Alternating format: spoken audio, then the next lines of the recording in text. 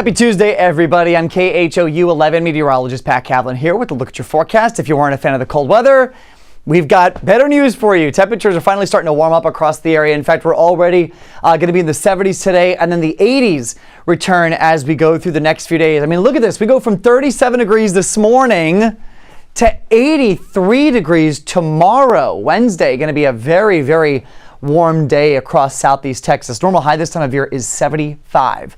We're close to that today, but man, what a whiplash here. Talking about like a 45-degree change in just a matter of 36 hours. The overnight temperatures also start to warm up. So we go from the 30s this morning to the 50s tonight. So already off the bat, 20 degrees warmer.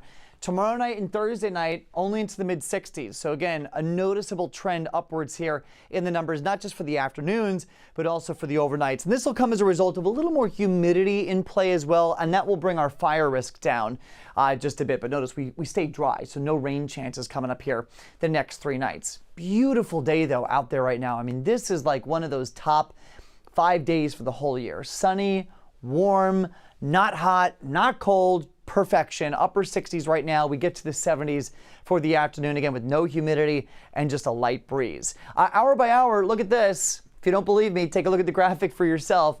Mid 70s possible for your high temperatures later this afternoon. And notice tonight the numbers don't fall as fast as they did the last 2 nights, right? The last 2 nights we dropped really quickly back into the 40s and 50s. Tonight we'll stay in the 60s probably all the way through midnight, again with mainly clear skies. So we are sunny and dry for today. We're getting into this warming trend starting today. You really start to notice the uptick in the numbers tonight into tomorrow. The only problem is that we really need rainfall, and we don't see anything on the horizon maybe until Sunday or the start of next week. So dry weather continues here. Our next chances are on the 7-day forecast, but they don't look that significant. Quiet out there right now. Nothing on satellite, nothing on radar here at home. High pressure in charge. And with the high to our east now, that clockwise flow is bringing in some warmer weather and warmer temperatures in from the south. Look at this. This is, so there's no cloud cover here, but we do have clouds over the Gulf and over the Atlantic. And the reason I'm showing this to you is because it's a really cool satellite image. You only get these kinds of clouds when there's really cold air moving over warm water, right? So the Gulf and the Atlantic water is still relatively warm in the 70s and the 80s. When you get this really cold air that moves over that warm water, clouds start to develop, and they kind of orientate their way in like street formation, just lines of clouds in the sky. So really cool image there. Where the core of the cold is across the Northeast, we've got some really heavy lake effect snow going off Lake Erie, Lake Ontario, and some of those snow showers even making their way all the way down towards New York City. So first snowflakes flying across a lot of areas in the Northeast today. Back here at home, total opposite. A lot of sunshine, warm weather, and a lower fire risk. It's still there, especially for areas north and west of the city, but it's certainly not as pronounced as the wind has died down, and now we're starting to get a little bit more moisture in the atmosphere. Not so much today, but more so as we get into tomorrow. We're also going to see those warmer temperatures. So we're back to the 80s tomorrow with lots of sunshine. That will continue getting into Thursday as well. So a great stretch of weather coming up here as we go through the rest of the week. Look at the numbers across the state. Not much variation here. 60s and 70s for pretty much everyone. 62 El Paso, 74 in Lubbock, 67 for Dallas, 70s down towards South Texas. Here at home, we've even got a couple 70s on the map. Wharton, Columbus, Sugar Land also in the low 70s. Everyone else close to it. And again, we'll make it to the 70s pretty much everywhere once we get into the afternoon. Here it is on Future Track. Mid 70s, and then overnight tonight, temperatures drop. We don't really turn as cold again as we've been the last 2 nights. So I think it's a lot of 50s for the city and points north. Notice the immediate coastline here, though, the beaches from Bolivar down through Freeport and Galveston. You'll probably stay in the upper 60s and low 70s tonight as that wind starts to move onshore. That's going to blow some of that warmer air that's over the warmer water, where temperatures in the 70s, over the beaches. Everyone else, though, again, down to the 50s, but well above freezing tonight. And then tomorrow, again, back to the 80s. So a big change here, and that warmth will stick around here as we go through the rest of the week. Now, I mentioned this, at the beginning of this broadcast. We are running dry. I mean, we've got moderate drought conditions for the entire city, and then pockets of severe drought in Liberty County, out towards the west, Austin, Wharton, down through Colorado County, and then even pockets of extreme drought starting to pop up. So the situation is going to worsen this week because we haven't had any rain the last 7 days. And so the new drought report comes out. You're going to see more of this severe drought spread through the area. So do we have any relief in sight? Not over the next 5 days. Notice we stay dry all the way through Saturday.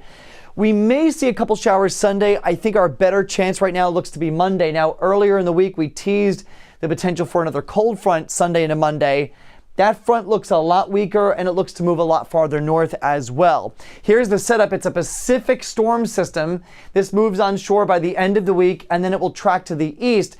Now, yesterday, the models were tracking that system all the way down here, through places like Midland, which would bring a lot more of that rain in our area. Today, the models have trended a lot farther north, and so I think the heavier rain and storm potential will stay to our north. We'll still get a couple scattered showers and storms here and there for Monday.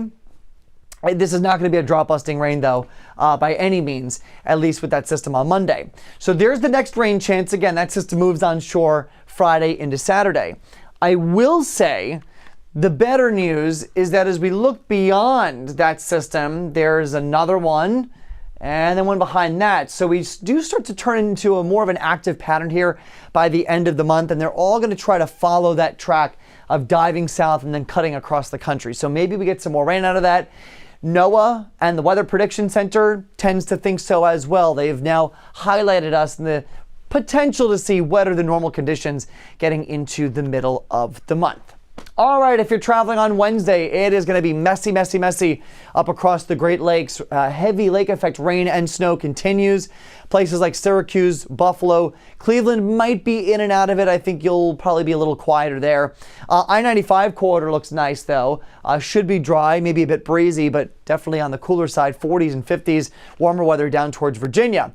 In the southeast, beautiful weather for Wednesday. 60s and 70s across the board. Lots of sunshine from Charlotte to New Orleans, all the way down towards Florida.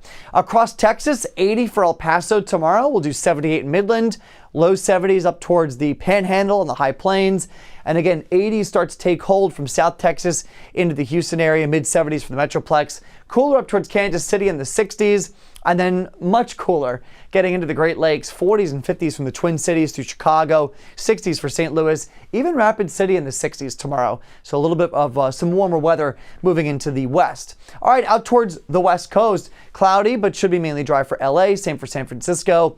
Mid 80s for Phoenix, upper 60s, Denver, Salt Lake in the mid 60s. Again, a lot of cloud cover, but mainly dry.